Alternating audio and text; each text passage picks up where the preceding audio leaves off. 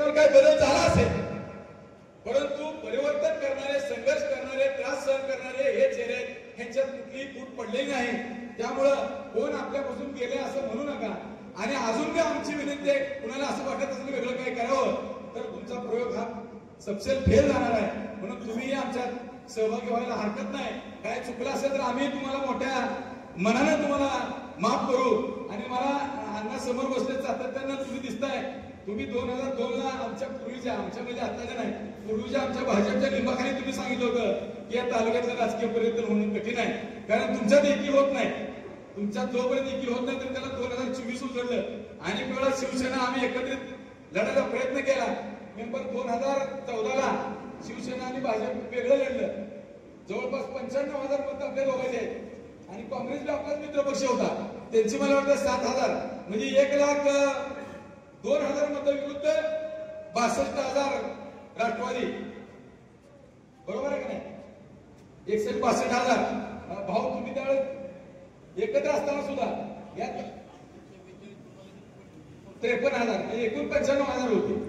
तर मग मी तुम्हाला, मला आकडा आठवत होता, पण पुन्हा मी तुमची कमी माझी जास्त असा गैरसमज व्हायला म्हणून मी दोघांची मिळून असा उल्लेख केला जाणीवपूर्वक. आणि मग त्याच वेळेस जर 95,000 1 लाख लोक यांच्या विरोधात उभे आहेत तर मग आपण मागं का पडायचं? मी तर म्हणतो ठीक आहे, जागा वाटपात थोडं मागं पुढे होईल, पण मी तर म्हणतो मला 6च्या 6 जागा मलाच पाहिजे. आणि निवडणूक लढणारे माझे सगळे कार्यकर्ते हे आहेत, यात कोणालाही उमेदवार. त्यामुळे उमेदवारी हा कुठलाही इश्यू नाही. आणि मोहोळ तालुक्यामध्ये, मोहोळ शहरामध्ये तर मेंबर म्हणजे तुमची माफी मागून सांगतो की मोहोळ शहराचा मतदार हा अँटी आंगरकर असाच आहे. म्हणजे तुम्ही पण तिकडे गेलो तरी 70 लोकांनी दिली शिवसेनेला, म्हणजे असा मतदार आहे. त्यामुळे मोहोळ शहरामध्ये तर 100% या ठिकाणी आपण भगवा फडकवू. आणि आपण ह्याच्या अगोदर काही जणांनी आपल्याला फसवलंय, तर आपण आता अजिबात कुणाच्या भूलथापाला बळी न पडता योग्य माणसाला, आणि ज्यांनी संघर्ष केला, ज्यांना संघर्षाचे चटके बसले अशा लोकांना आता पुढे आणावं अशी मी तुम्हाला विनंती करतो. आणि या ठिकाणी मला बोलण्याची संधी दिली. काय अनेक वक्त्यांनी या ठिकाणी मनोगत व्यक्त करत असताना सर्वांनी एकत्रित झालं पाहिजे असं बोललेले आहे. मी म्हणतो की सर्वजण एकत्र झालेलेच आहे, आलेलेच आहे. इथून कुणीही वेगळं झालेलं नाही. कारण आपण मेंबर माझ्या माहितीप्रमाणे 25 वर्ष, किमान 25 वर्ष आपण सक्रिय राजकारणात अनेक निवडणुका अनुभवलेल्या. आम्ही भारतीय जनता पार्टीतून काम करत असताना अनेक वेळा आमच्या बी डोक्यात 4 माणसं आली, 4 माणसाबरोबर गेल्यानंतर हवा घुसली, हवा घुसली होती. पण ज्या टायमाला निवडणूक म्हणजे काय असते आम्ही अनुभवलं, त्यावेळेस आमची हवा निघून गेली. तसं काय नवीन आता मी अनुभवातून बोलतो, पण काही जणांना निवडणूक काय असते किंवा मतं घ्यायची कशी असतात ह्याचा जर अनुभव नसेल तर ती हवा निघत नसते.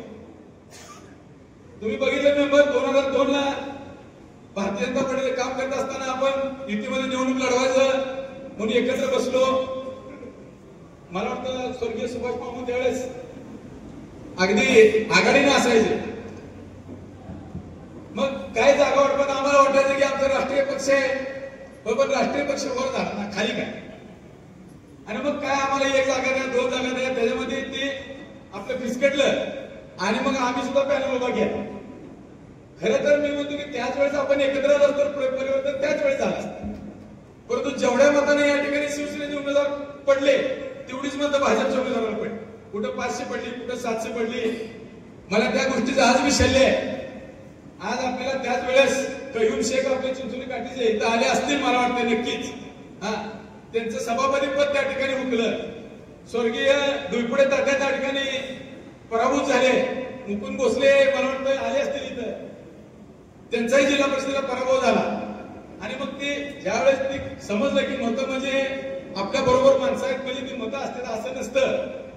आणि अनेक वेळा आम्ही शिवसेनेच्या विरोधात लढलो, परंतु आमचे राजकीय मतभेद झाले, मनभेद कधी झाले नाही.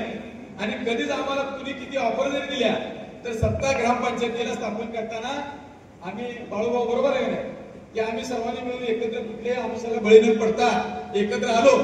आणि अनेक वेळा निवडणुकीत आम्ही वेगळं जरी लढलो असलो तरी कुठल्याही ग्रामीण भागात गेल्यानंतर शिवसैनिकांनी आमची नाळ कधी तुटू दिली नाही आणि खऱ्या अर्थाने त्या काळामध्ये जो संघर्ष केला आणि तो संघर्ष करत असताना ज्यांना त्याचे चटके राजकीय असतील, कौटुंबिक असतील, आर्थिक असतील, ते चटके त्यांनी सहन केले आणि त्यानंतर परिवर्तनाच्या लाभार्थी यादीमध्ये ते कुठं दिसले नाही, ह्याची एक मला कल्पना